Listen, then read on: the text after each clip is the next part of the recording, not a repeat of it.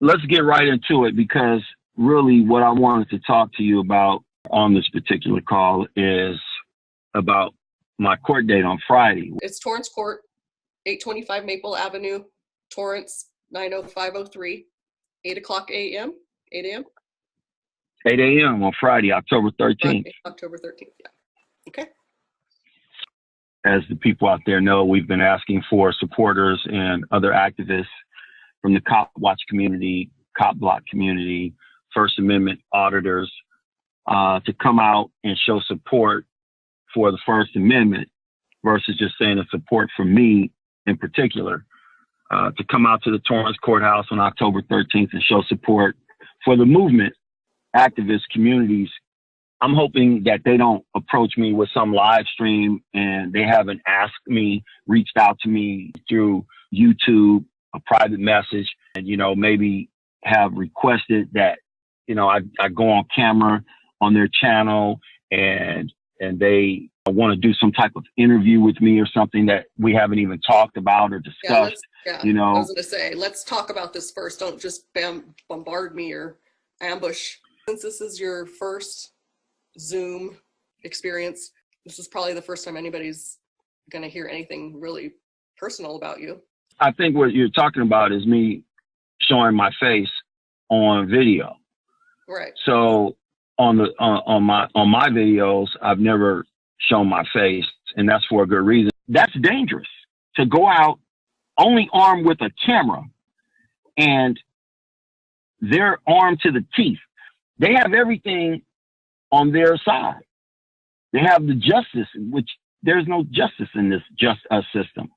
But when you do that and you are not taking into account the danger that you may be subjecting your loved ones to, that's careless and just negligent on your part, me attempting to protect my loved ones. Another reason why I did not want to put my face out there on my videos, because it made it easier for me to go out in the community and record these police without being recognized.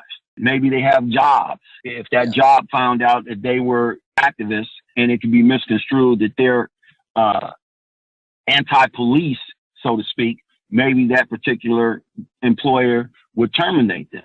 So there's a lot of different reasons why people may not want to be seen on camera.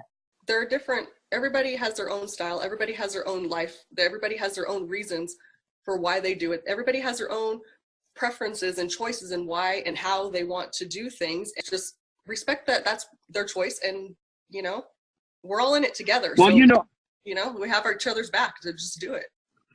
The divide and conquer tactic has always been popular. It has always been one of their favorite tools to use. And it works. Working. Back to what Rahm Emanuel said a long time ago, you know, never let a good crisis go to waste. And they use the media to do that. Yeah, people are so gullible, and, you know, people are not really paying attention. The masses are asleep. Yeah. They're waking up, but it's very slow. Their government protects them. Their government doesn't have any ill will. They're out there for their safety and for their own good. And, you know, it's like, how do you think that? Why do you think that? Whatever. Don't get me started on that. Well, more and more people every day are affected by the corruption. It's not all about racial profiling with the police. No, as a whole, as a brotherhood, because they're a brotherhood. Like the Fraternal Order of Police is a brotherhood. So as a whole, the police, no, they're out there to keep the masses in check. They're for the elite to put you in jail because that's how they make money. Correct. It's all about money. There's more people locked up here in the United States than any other country in the world. And we're the free beacon, right? Right. And we're supposed to be correct. Yeah. Land of the free. They do this for livelihood and it ruins everybody else's lives. I totally agree with you. My objective has always been to go out, record the police, doing what it is that they do, and share that so that people can see it with their own eyes and make up their own mind what it is they feel compelled to do themselves. Everybody who is coming out to support.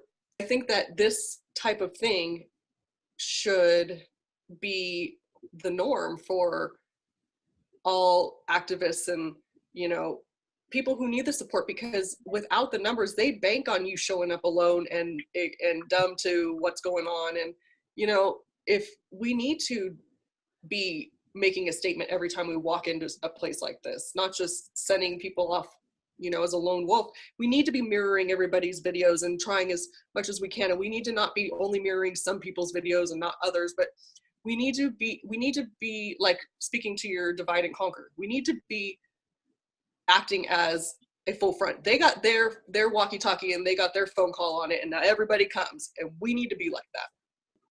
I totally agree. But I see it. I see people that they won't support other people. They won't go around and make comments on people's videos, you know, like they're too important. You know, I don't know what that is. And one comment, sometimes you may make people feel appreciated. It motivates you. It's like, okay, cool. I keep on doing this. Like, I needed that. Exactly. Porters, and too, you know, these people are telling us what to do, or, hey, did you do this? And it's like, no, why don't you do that and tell me how it works out? You know, like that. Those are things that the viewers can do, because correct. Or even the phone calls. You don't make the phone call, the call floods, and mirror videos. You don't have a channel, you don't go out and actively do it. So what? While you're watching it, just download them and upload them. Just copy the title, copy the description. That's exactly right. You know, all of the people that are sitting there making comments, they have YouTube channels. So if they were just to use those channels just for mirroring videos and getting the word out, just by doing that, it would be a big help. That's a huge help. And I mean, you just get more. It's a huge help. Yeah. You don't have to get out there if you're unable to. There are plenty of other ways to help. Ask me, message me. I will give you a job. Right. Yeah, there's a lot to do. There's so much. Thank you, Foxy, for inviting me to this Zoom. Is something new for me, and hopefully people are out there listening and will take into consideration what we've talked about in this call. The thing with the Torrance court on Friday, this type of thing, this should be the, you know, grand opening to something new that we start putting into practice for each other. I mean, there's plenty of us in Southern California. We need to start doing this for each other. But you are appreciated. And I'm in love with being queen.